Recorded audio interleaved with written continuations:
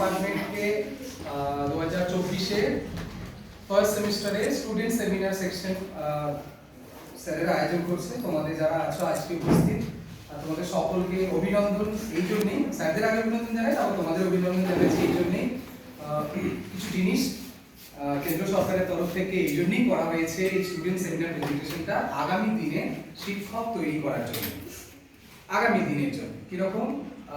প্রথমত হচ্ছে যে কথা বলা। তোমরা সবাই আগামী দিনে টিচার হবে, এটা ধরেই নেওয়া যায়। তার জন্য সোশ্যাল সায়েন্সে এসেছো, তো টিচার হতে গেলে ভালো বলতে হয়, যাতে তোমার সামনের জন যারা বসে আছে স্টুডেন্ট, তারা যেন বুঝতে পারে। এমন বলা বলতে হবে যাতে তারা বুঝতে পারে। শুধু বুঝলেই না, তারা যেন আবার কোয়েশ্চেন করে। যদি কোয়েশ্চেন করে তাহলে জানবে যে তুমি সঠিকভাবে বলতে পেরেছো, পড়াতে পেরেছো। যদি দেখা যায় যে স্যার ম্যাডাম পড়ালেন আর স্টুডেন্টরা বেরিয়ে চলে গেল কোনো কোয়েশ্চেন না করে, তাহলে জানবে তুমি 100% দিতে পারো। এটা খেয়াল রাখবে তোমাদের ক্ষেত্রে।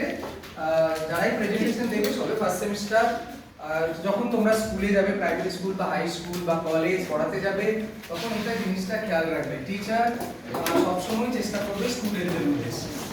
দুই, তোমাদের যে টপিক থেকে বক্তব্য শুনলাম সেই বিষয়ে কিছু ছোট ছোট বিষয় বলার। আগের জন কেউ একজন মুসলিম, তারপরে আরেকজন তারপরে বললেন, আরেকজন মৃত্যু, বন্যা, ভ্রূণ। তাই এই বিষয়গুলো অত্যন্ত জ্বলন্ত বিষয়। যখনই তোমরা আগামী দিনে রিসার্চে যাবে বা আগামী দিনে যখন পড়াশোনাতে যাবে, এইগুলো অত্যন্ত গুরুতর বিষয়। তো স্যার একটা কথা বলছে যে কোথা থেকে ডকুমেন্টস পেলে। দেখো, যখনই কোনো বক্তব্য রাখবে তার সপক্ষে প্রমাণ যেন তোমাদের কাছে থাকে।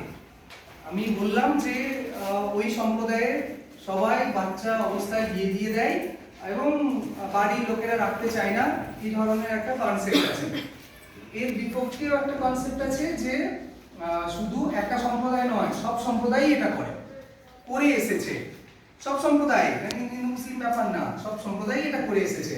তোমরা যদি মনুস্মৃতি বই পড়ে থাকো, তখন ঋগ্বেদিক যুগ, পরবর্তী বেদিক যুগ, খ্রিস্টপূর্ব 1500 থেকে 1000 অব্দ পর্যন্ত আমাদের যে সমাজ ছিল, সেখানে সমাজের রুলস লিখছিল শাস্ত্রকার।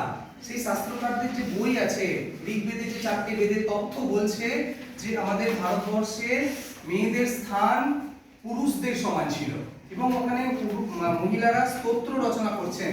তারা কিভাবে মেয়েরা চলবে বা পুরুষরা চলবে, সেখানেও কিন্তু সূর্য, আমাদের যে সূর্যদেবের কন্যার কথা বলা হয়েছে, সূর্যার কথা বলা হয়েছে, যে তিনি স্তোত্র লিখছেন মেয়েদের স্বাধীনতার জন্য। তো পরবর্তীকালে যখন পরবর্তী বৈদিক যুগ শেষ হচ্ছে, তখন আমাদের ভারতবর্ষে আবার হিন্দু ধর্ম মাথাচাড়া দিয়ে উঠেছে, ব্রাহ্মণ্য ধর্ম আবার মাথাচাড়া দিয়ে উঠেছিল। এই ব্রাহ্মণ সম্প্রদায়ের দ্বারা যে সমাজ পরিচালিত হয়েছে, সেখানে দেখবে শাস্ত্রকাররা নিয়ম কানুন বানিয়েছে।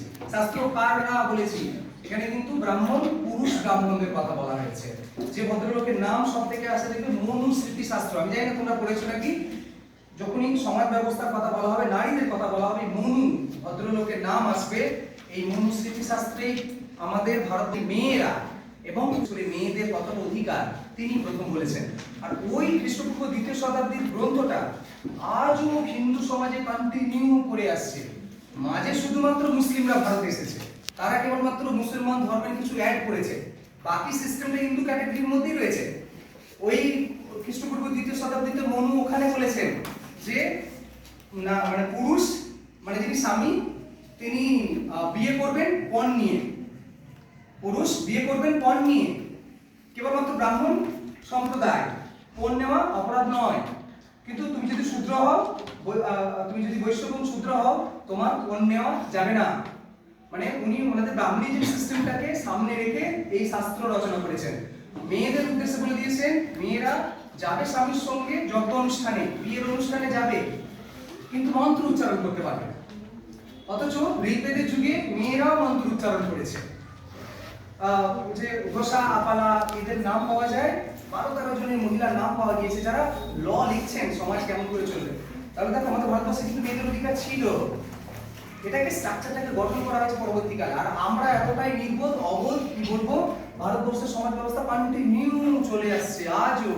সেই বলে দিয়েছে যে মেয়েরা পণ দিয়ে বিয়ে করবে পুরুষদের, একটা সিস্টেম।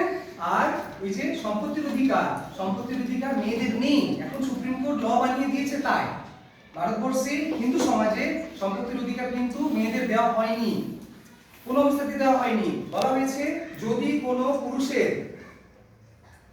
কোনো পুরুষের মেয়ে হয়, মানে বাবা মায়ের মেয়ে হয়েছে, সে কিন্তু সম্পত্তির অধিকার পাবে না। কে পাবে?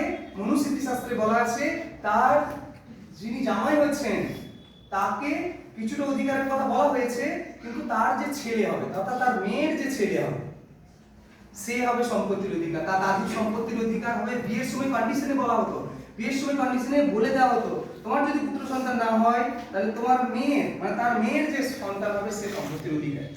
অর্থাৎ ভারতবর্ষের ট্র্যাডিশনটা নিশ্চয়ই বুঝতে পারছো যে সিস্টেমটা কিন্তু চলে আসছে। তাই যখনই কোনো টপিক তোমরা বলবে তখন তার ভালো দিক খারাপ দিক বিচার বিশ্লেষণ করবে। লাস্ট হচ্ছে খুব গুরুত্বপূর্ণ জিনিস, কথাগুলো বলছে কে? কথাগুলো বলছে তোমরা একজন সময় নারী বলছো কথাগুলি, বুঝতে পেরেছো? তাই এটা শিক্ষক হিসেবে আমার বলতে পারো, স্যারদের বলতে পারো, এটা তোমাদের কাছে বিশেষ আবেদন, অনুরোধ বলতে পারো। তোমরা সবে কলেজ এসেছো, যে অধিকারগুলির কথা বলছো এই অধিকারগুলো সব তোমাদের নিয়ে কথাবার্তা। এই অধিকারগুলি সঠিকভাবে তোমাদের বুঝে নিতে হবে। আগামী দিনে তোমরা কারোর বাড়ির বউ, কখনো মা, কখনো কর্মজীবী হিসেবে যোগদান করবে। সেখানে এই অধিকারগুলো যেন তোমরা ভোগ করতে পারো।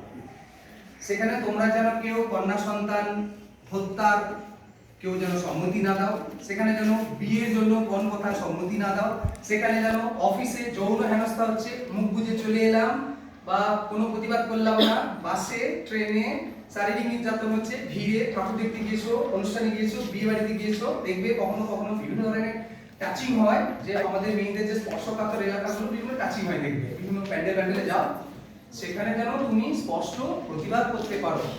অ্যাট লিস্ট শুরুটা তোমরাই করবে, যেন তোমরা বার্তা দিতে চলেছো সেই পুরুষ মানুষদের কাছে যে এটা ওই মনুস্মৃতি শাস্ত্রের সময় নয়, খ্রিস্টপূর্ব 2য় শতাব্দী নয়, যেখানে মেয়েদের কোনো অধিকারই দেওয়া হয়নি। শুধু তারা নিচের তলাতেই থাকবে, স্বামীর পিছন যাবে, স্বামী যেটা রোজগার করে দেবে সেটাতেই তারা চালাবে। এটা কিন্তু সেটা নয়। তোমরা বলছো আমরা 3 জন টিচার আছে আমরা শুনে নিলাম, কিন্তু কথাটা সেটা না। স্যারের টপিক দিয়েছেন, এটা একটা বৃহৎ বড় উদ্দেশ্যটা তোমাদের দিয়ে শুরু করা। তোমরা প্রতিবাদী হও, তোমরা আইনটাকে বুঝবে এবং তোমাদের অধিকার তোমাদেরকে বুঝে নিতে হবে। যদি তোমরা পেরে যাও, আজকে তোমরা এই 30 জন 40 জন যাই আছে, 40 জন 40টা বাড়ির বউ হবে শিওর, তাদের ছেলে মেয়েরা হবে। দেখো 40টা পরিবারের প্রতিবাদী মহিলা যাচ্ছে, তাদের দুটো করে যদি একটা করেও যদি বাচ্চা হয়, সেটাও যদি মেয়ে হয়, তাকেও তুমি শেখাবে। চল, কেউ যদি তুই স্কুলে যাচ্ছিস, কোনো টিচার যদি তোর তোমার একটা টাচ করে, তুই বাড়িতে স্কুল হেডমাস্টারকে যেয়ে বলবি। আর শোন, তুই ঠাকুর দেখতে গিয়েছিস, তোকে যদি কেউ কিছু বলে, পুলিশ সিকিউরিটি সার্ভিস রয়েছে, ওকে যে বল, ওখানে যে বলবি। কোনো অফিসে গিয়ে তোমাকে যদি কুপ্রস্তাব দেয়, কোনো কর্মচারী দিয়ে, প্রাইভেট অফিস, সরকারি অফিস, অবশ্যই তার প্রতিবাদ। অ্যাট লিস্ট শুরুটা আজকে এই সোশিওলজি ডিপার্টমেন্টের এই ভিডিও1 এর রুমে থেকে যেন শুরু হয়।